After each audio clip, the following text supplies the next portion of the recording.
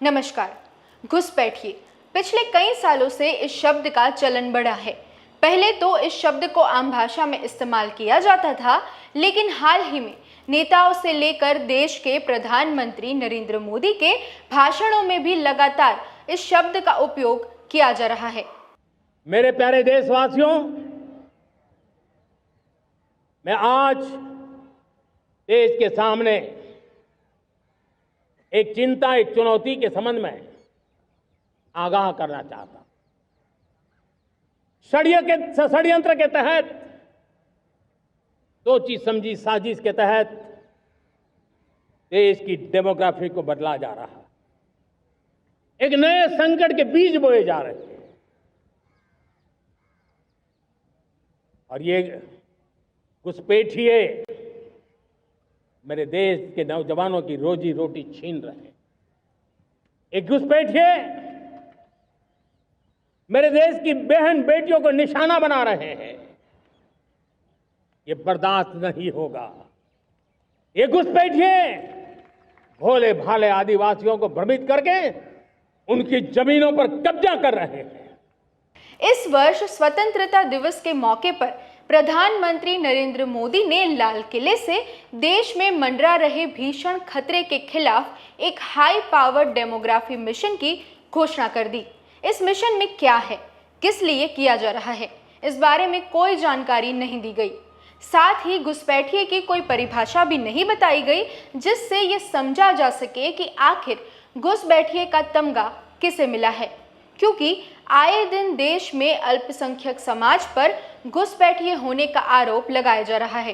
इस साल स्वतंत्रता दिवस के कुछ दिनों पहले ही महाराष्ट्र में सुलेमान रहीम खान पठान की कुछ कथित हिंदुत्व ग्रुप्स के लोगों ने हत्या कर दी, क्योंकि सुलेमान को एक हिंदू महिला के साथ देखा गया था।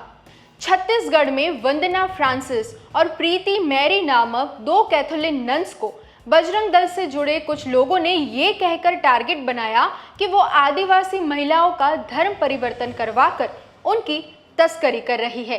इन्हें और इनके साथ मौजूद 3 आदिवासी महिलाओं और सुखमन मंडावी नामक एक आदिवासी व्यक्ति को रेलवे स्टेशन पर परेशान किया गया और वंदना, प्रीति और सुखमन को अरेस्ट भी किया गया था। बाद में सामने आया था कि ये तीनों महिलाएं पहले से ही ईसाई थी। इन 3 आदिवासी महिलाओं ने बताया था कि इन्हें बजरंग दल से जुड़े लोगों ने परेशान किया, धमकाया और उन्हें झूठे बयान देने के लिए मजबूर किया। पश्चिम बंगाल में भाजपा के युवा नेता पारिजात गांगुली समेत कुछ कथित गौ रक्षकों ने मवेशियों की तस्करी का आरोप लगाकर कुछ मुस्लिम व्यक्तियों को न सिर्फ परेशान किया बल्कि उन्हें पीटा भी। ध्यान देने वाली बात यह है कि ये हमला पुलिस स्टेशन के नजदीक में ही हुआ था और इसके वीडियोस भी किसी विनिंग मोमेंट की तरह रिकॉर्ड किए गए थे।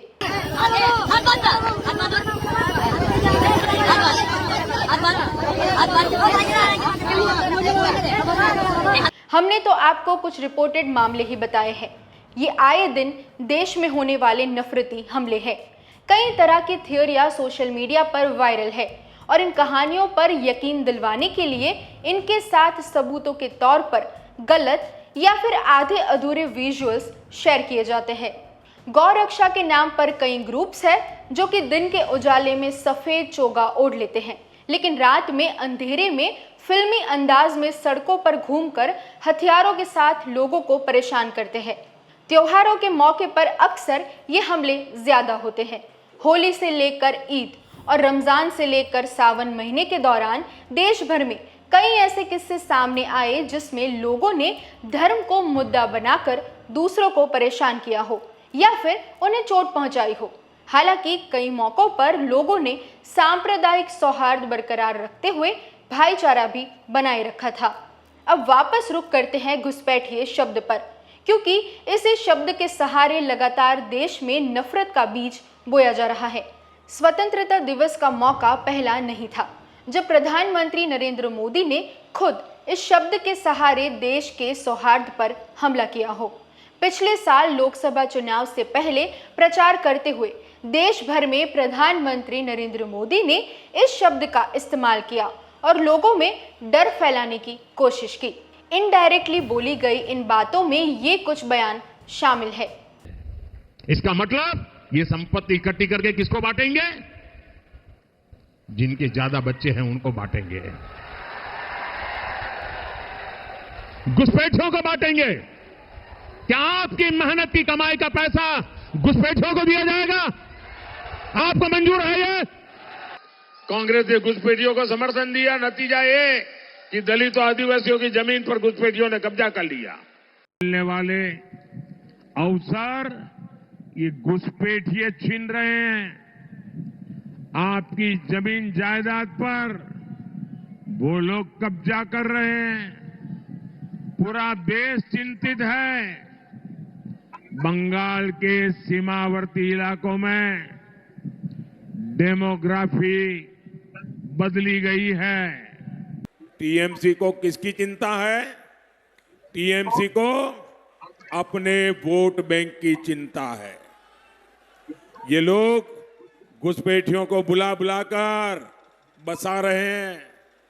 सीमावर्ती इलाकों में बंगाल के लोगों की आबादी घट रही है। आप मुझे बताइए, घुसपैठिए हमारे देश में आते हैं, एक किसकी जमीन पे कब्जा करते हैं?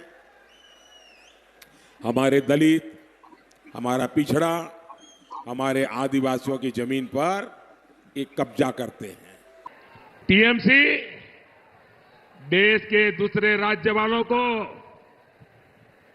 बाहरी बताती है, लेकिन अवैध घुसपैठिए इनको अपने लगते हैं। आप मुझे बताइए, बंगाल को घुसपैठियों से खतरा है कि नहीं है? खतरा है कि नहीं है? घुसपैठिए बंगाल के लिए बहुत बड़ा खतरा है। एक घुसपैठिए बंगाल में जनसंख्या संतुलन बिगाड़ रहे हैं। एक बड़ा संकट घुसपैठियों का हो गया है। हमारा ये संथाल परगना तो बहुत ज्यादा घुसपैठियों की चुनौती से जूझ रहा है। इसका परिणाम क्या हो रहा है? कई इलाकों में आदिवासियों की संख्या तेजी से कम हो रही है और घुसपैठियों की संख्या बढ़ रही है। आदिवासियों की जमीनें घुसपैठिए कब्जा कर रहे हैं कि नहीं कर रहे हैं? साथियों, हमारी आदिवासी बेटियां घुसपैठियों के निशाने पर आई है कि नहीं आई है? बेटियों की सुरक्षा खतरे में पड़ी है कि नहीं पड़ी है? बेटियों का जीवन खतरे में है कि नहीं है? 50-50 टुकड़े करके बेटियों की हत्या हो रही है। किसी आदिवासी बेटी को जिंदा जला दिया जाता है। किसी आदिवासी बेटी की जुबान खींच ली जाती है। आदिवासी बेटियों को निशाना बनाने वाले ये कौन लोग हैं? आखिर क्यों इन्हें जेएमएम सरकार पाल पोस रही है? और मुझे तो अभी हमारे साथी बता रहे थे, बोले लव जिहाद शब्द जो है ना, वो सबसे पहले झारखंड में आया। अब बंगाल में तो इनका बहुत बड़ा षड्यंत्र खुला है। 2 दिन पहले कलकत्ता हाईकोर्ट ने पर्दा उठाया। वहां क्या खेल चल रहा था?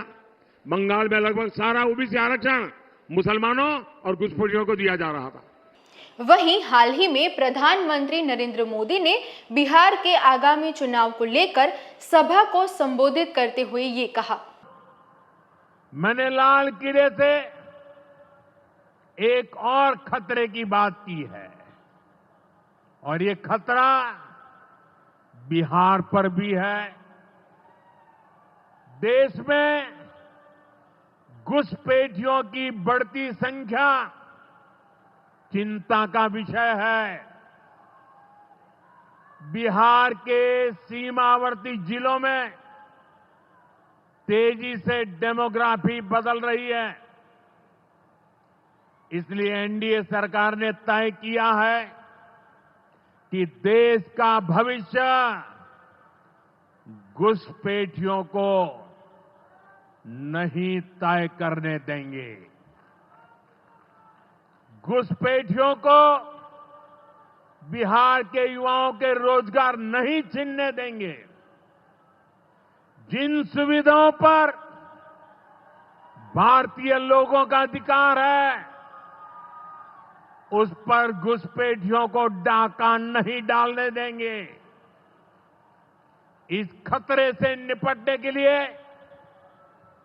मैंने डेमोग्राफी मिशन शुरू करने की बात कही है। बहुत जल्द ये मिशन अपना काम शुरू करेगा। हम हर घुसपैठियों को देश से बाहर करके ही रहेंगे। आप मुझे बताइए, एक घुसपैठियों को निकालना चाहिए कि नहीं निकालना चाहिए? क्या ये घुसपैठिए आपका रोजगार छीन ले आपको मंजूर है? एक घुसपैठिए आपकी जमीन पे कब्जा कर ले आपको मंजूर है? एक घुसपैठिए आपका हक छीन ले आपको मंजूर है? बिहार के आप सभी लोग देश के भीतर बैठे घुसपैठियों के समर्थकों से भी सावधान रहिए। जान जाइए कौन घुसपैठियों के साथ खड़ा है। कांग्रेस और आरजेडी जैसे दल बिहार के लोगों का हक छीनकर घुसपैठियों को देना चाहते हैं। तुष्टीकरण के लिए, वोट बैंक को बढ़ाने के लिए। उनके भाषण के 2 मिनट 51 सेकंड के इस हिस्से में उन्होंने कम से कम 12 बार घुसपैठिए शब्द का इस्तेमाल किया। हाल ही में पश्चिम बंगाल से भी उन्होंने यही बातें दोहराई। लाल किले से मैंने देश की एक बहुत बड़ी चिंता की चर्चा की है। ये चिंता घुसपैठ के बढ़ते खतरे की है। देखने वाली बात यह है कि बिहार, असम, पश्चिम बंगाल, केरल और तमिलनाडु राज्य में आगामी समय में विधानसभा चुनाव होने जा रहे हैं। ऐसे में इन भाषणों के दौरान लगातार घुसपैठिए शब्द का इस्तेमाल और इनके द्वारा कथित रूप से सोना, जमीन और नौकरियों को छीन लेने का डर लोगों में पैदा किया जा रहा है।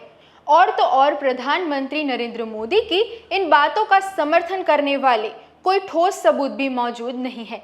न ही डेमोग्राफी में बताए गए कथित बदलाव के बारे में कोई ज्यादा जानकारी पेश की गई है।